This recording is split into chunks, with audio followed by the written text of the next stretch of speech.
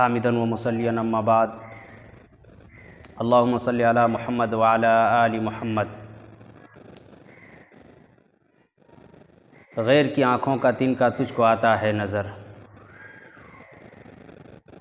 میرے محترم بزرگوں اور محترم ناظرین، السلام علیکم ورحمۃ اللہ وبرکاتہ۔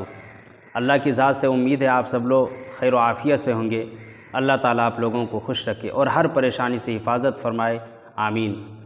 دوستو، میں ایک مضمون پڑھ رہا تھا کشکول حجازی کا، بہت اچھا ایپ ہے، آپ اس کو ڈاؤن لوڈ کریں۔ اس میں بہت سارے چیزیں آپ کو سیکھنے کو، وقت، اسی طرح قمری تاریخ اور اسی طرح بہت ساری چیزیں، جانکاری، قرآن کی تفسیر وغیرہ اپلوڈ ہے۔ تو اس میں ایک مضمون میں نے پڑھا، بڑا خوبصورت مضمون ہے جو ہم سب کے لیے عبرت آموز ہے۔ ایک مضمون پڑھا کہ ایک شہر کے بیچ میں ایک جامع مسجد تھی اور وہاں ماشاءاللہ ایک بہت ہی نیک صالح امام صاحب تھے جو 5 وقت کی نماز پڑھاتے، لوگوں کو نصیحت کرتے اور اسی طرح جو ذمہ داری ہوتی مسجد کی وہ ساری ذمہ داری کو نبھایا کرتے تھے۔ لیکن مسجد کے بغل ہی میں ایک ہوٹل تھا کہ غالباً اس کا نام لکھا ہے ریحان یا کچھ بھی لکھا ہے، ایک شخص تھا، اور ہوٹل میں بڑا سا LCD لگا ہوا تھا جس میں فلمیں دن بھر چلا کرتا تھا اور لوگ فلمیں دیکھتے تھے اور اسی طرح اس کا ہوٹل خوب چلتا تھا۔ ہوٹل کا مالک کبھی کبھی آ کر مسجد میں نماز پڑھ لیا کرتا تھا۔ یہ سلسلہ چلتا رہا، لوگ اس کو بڑا پارسا نیک سمجھتے تھے۔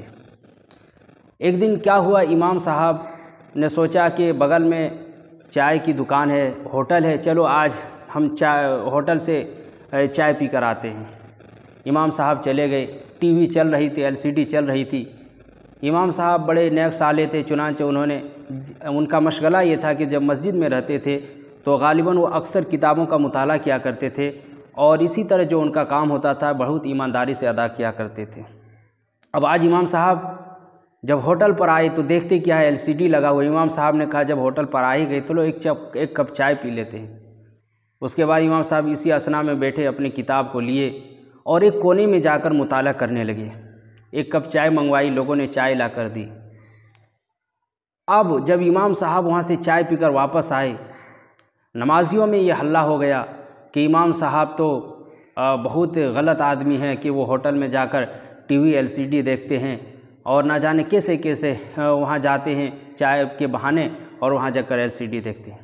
وہ شخص ہوٹل کا مالک، ایک مسلمان جو صرف 5 وقت کی گنے چنے نماز پڑھ لیتا ہے اور وہ اس کی کارکردگی میں وہ گناہ کا کام ہو رہا ہے، لیکن لوگ اس کو نیک سمجھ رہے ہیں۔ آج امام صاحب صرف اس غرض سے، چائے پینے کی غرض سے چلے گئے تو لوگوں کے یہاں ہلہ ہو گیا کہ ایسے ہی مولویوں کی وجہ سے اسلام بدنام ہو رہا ہے۔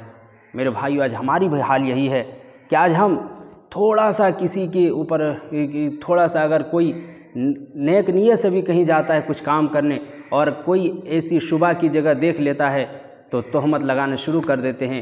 لیکن وہ امت جو ہمیشہ، وہ مسلمان جو ہمیشہ ٹی وی گانوں میں مست رہتی ہے، وہ تو، اور وہ ہوٹل کا مالک جس کی کارکردگی میں ٹی وی LCD چل رہا ہے اور فلمیں دکھائی جا رہی ہے، وہ تو لوگوں کی نظروں میں بڑا نیک مشہور ہو گیا کہ دیکھو یہ ہوٹل کا مالک ہو کر یہ نماز پڑھتا ہے۔ لیکن وہ امام صاحب جو صرف ایک کپ چائے پینے کی غرض سے ہوٹل پر گئے، ان لوگوں نے اس کو کتنے تہمت لگائی کہ ایسے ہی مولویوں کے وجہ سے اسلام بدنام ہوتا ہے۔ تو آپ لوگوں سے سوال ہے، کیا اسلام مولویوں کے لیے ہے؟ کیا کہیں قرآن و حدیث میں یہ بات تشریح کی گئی کہ یہ کام صرف مولوی ہی کریں اور عوام نہ کریں؟ میرے بھائیوں، دین کا آج ہم نے مذاق بنا رکھا ہے۔ دین سب کے لیے برابر ہے، چاہے وہ عالم ہو چاہے وہ جاہل ہو، وہ کسی طبقے کے لیے، سب کے لیے برابر ہے۔ کسی پر جھوٹا الزام لگانے سے پہلے ہم سب کو اپنے گریبان کو جھانک لینا چاہیے۔ آج ہم اتنا ذلیل و رسوا ہو رہے کس وجہ سے؟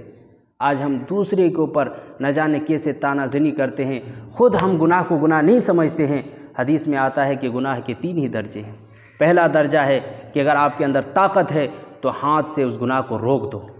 دوسرا درجہ ہے کہ اس گناہ کو اپنی ہاتھ کے اندر طاقت نہیں، اتنی طاقت نہیں ہے تو زبان سے اس کو سمجھا دو اور اس کو زبان سے روک دو۔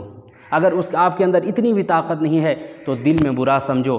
کیا ہم اپنے گناہ کرتے ہوئے اپنے آپ کو برا نہیں سمجھتے ہیں اور دوسرے کو گناہ سمجھتے ہیں؟ یاد رکھیں، جب آدمی یہ 3 حالت سے نکل جاتا ہے تو سمجھیے اس کے دل سے ایمان نکل جاتا ہے۔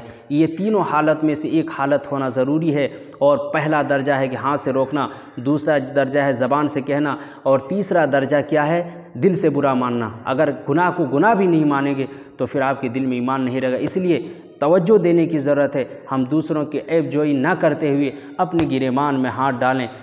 غیر کی آنکھوں کا تنکا تجھ کو نہ آتا ہے نظر، دے غافل اپنی آنکھ کے شہتیر بھی۔ آدمی جب اپنے آپ سے غافل ہو جاتا ہے تو دوسری کی برائی میں تلاش کرنے لگتا ہے۔ میرے بھائیو، ضرورت ہے کہ ہم خود اپنے اندر جھانکیں۔ قرآن مقدس سے بھی یہی پتہ چلتا ہے کہ اگر ہم کسی گناہ میں ملوث پہلے اپنے اندر جھانکیں، پھر دوسرے کے اوپر عیب جوئی کریں۔ ویسے خواہ مخواہ کسی پر تہمت لگانا بہت بڑا گناہ ہے۔ انشاءاللہ پھر باتیں بعد میں آئیں گی تو ساری بات بتائی جائے گی۔ تب تک کے لیے اتنا ہی کہتے ہیں کہ کسی پر تہمت لگانے سے پہلے اپنے اندر ضرور جھانکیں تاکہ ہمارے معاشرے کا ایک اچھا سدھار پیدا ہو۔ السلام علیکم ورحمۃ اللہ وبرکاتہ۔